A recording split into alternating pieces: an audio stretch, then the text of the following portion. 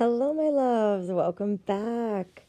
So, today we're going to talk about something so many people are navigating quietly.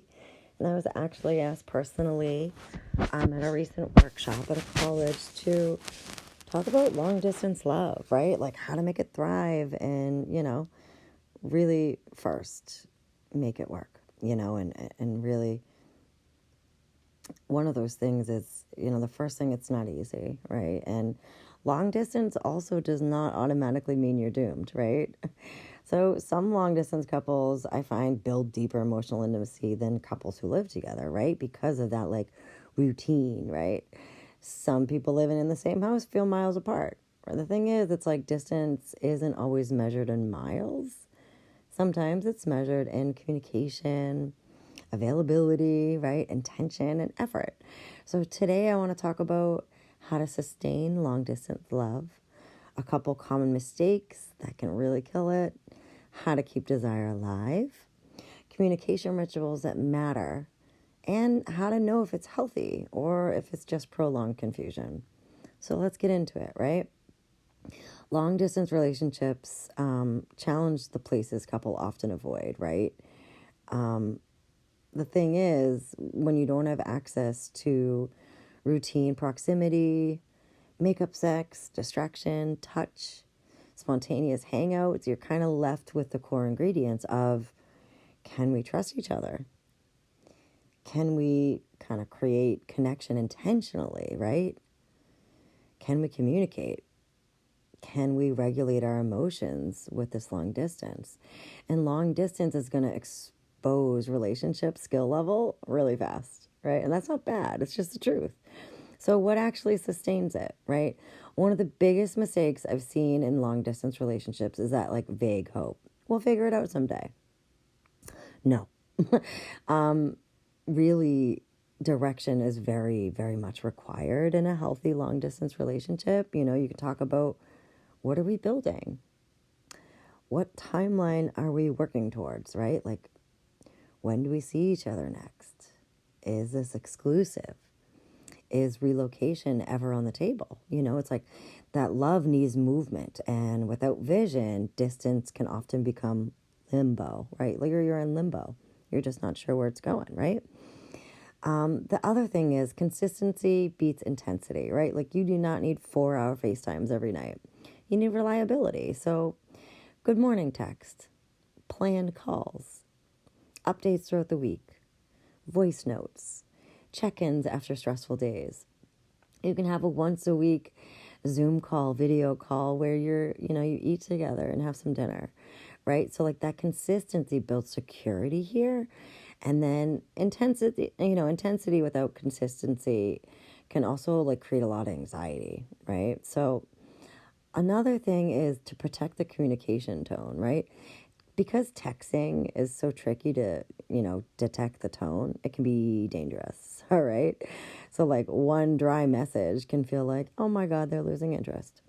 And then that's the thing, like, before spiraling, ask yourself, like, am I assuming? Should I ask directly? Could they just be busy?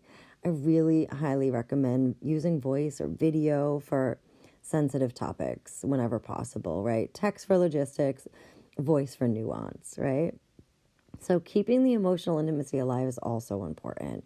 You can do some daily micro connections, like ask each other, what stressed you out today? What made you smile today? What are you proud of today? What do you need tonight? And this keeps you both like emotionally current and up to date with each other. Another ritual that I love is a weekly relationship check-in. Once a week, you can ask, okay, what felt good this week? What felt off? How can we love each other better next week? How are we doing lately? And this like often presents silent resentment and like those things just getting pushed under the rug, and like I don't want you to talk about just your day. When you share experiences, it's like different ideas, like watching a show together so you can talk about it, right? You can cook the same meal on video, do errands together, play games, online quizzes, exchange playlists, right? You can read the same book. Shared memories really matter here. And yeah, Long distance can absolutely strain physical intimacy, right? But it can also sharpen that erotic energy when it's done well. So when we build anticipation, maybe like flirting, right? Like maybe send a thoughtful compliment, a thinking of you text, playful teasing, right? Desire loves attention. Talk about turn-ons. Like many couples actually avoid erotic communication. A couple prompts are: what helps you feel desired? What do you miss most physically? What fantasy would be fun to explore someday? What kind of flirting lands best for you?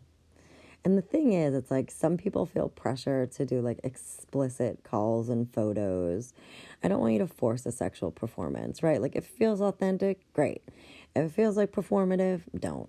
Intimacy should feel mutual. It's not required, right? So a couple of common mistakes is making your partner your entire life, right? You want to keep your own life, your fitness, your goals, your joy, your friends. Attraction is going to grow when both people stay alive in their own world. Another one is constant reassurance seeking, right? So like that neediness.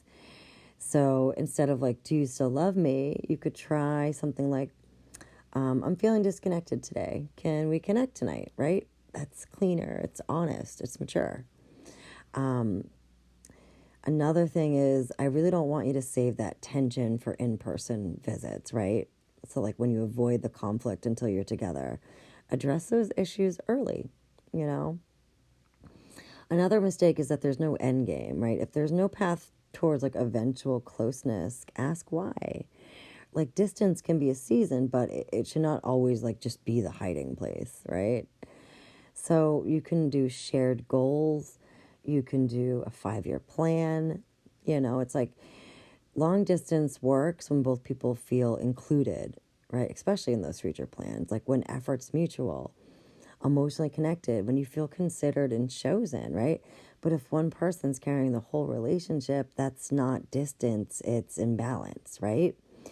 A couple of red flags, right? So like be honest, with yourself, if you're noticing no plans to meet, secrecy, you feel more anxious than you do nourished, disappearing acts, maybe that's only sexual contact, there's no depth, right?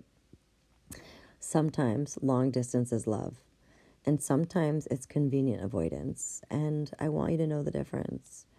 And hey, if you are struggling right now, I want you to ask yourself, are we dealing with miles or deeper issues? Because closing the distance isn't going to fix lack of effort, lack of trust, incompatibility, emotional immaturity, or poor communication, right? Closing truth, my friend. Long-distance relationships, they don't survive on love alone, all right? It's going to survive on a shared vision, trust, intentional intimacy, maturity, right? Communication. And honestly, those are the same things that every relationship needs. Distance is just going to make it so much more obvious, right?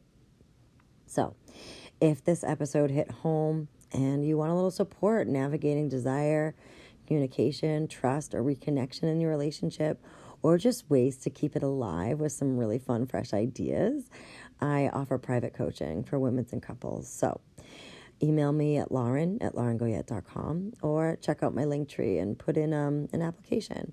And if someone in your life needs this episode, send it to them, because love deserves skill. All right? If this episode did anything for you, I would love a like. I really appreciate you just taking a quick second. Rate and review. This helps others find this podcast to, really help support them as well with whatever they're going through.